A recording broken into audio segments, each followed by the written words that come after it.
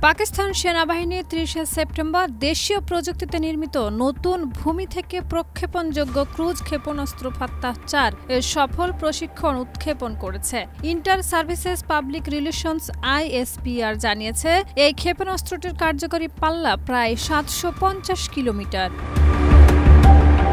ISPR আরও জানায়, ক্ষেপণাস্ত্রটিতে উন্নত এভিওনিক্স বা অত্যাধুনিক নেভিগেশন ব্যবস্থা সংযুক্ত রয়েছে এবং এর ভূ-সংলগ্ন উড়ানোর কারণে এটি শত্রুর ক্ষেপণাস্ত্র প্রতিরক্ষা ব্যবস্থা প্রতারণা করে লক্ষ্যবস্তুতে উচ্চমাত্রা নির্ভুলতা নিশ্চিত করতে সক্ষম। আর্মি রকেট ফোর্সের অধীন ফাত্তাহ-৪ পাকিস্তান সেনাবাহিনীর বিদ্যমান ক্ষেপণাস্ত্র সক্ষমতা, পাল্লা, মারণ ক্ষমতা ও টিকে থাকার ক্ষমতা আরও বৃদ্ধি করবে। চলতি বছর মে মাসে ভারতের সঙ্গে উত্তেজনা বাড়ার মধ্যেই পাকিস্তান নিজেদের সামরিক মহড়া ইন্দাস এর অংশ হিসেবে ফাত্তাহ সিরিজের ভূমি থেকে ভূমি হত্যা ক্ষমতার ১২০ কিলোমিটার পাল্লার ক্ষেপণাস্ত্র দুটি প্রশিক্ষণ উৎক্ষেপণ করেছিল। শাহিদা রুবি, মাই টিভি।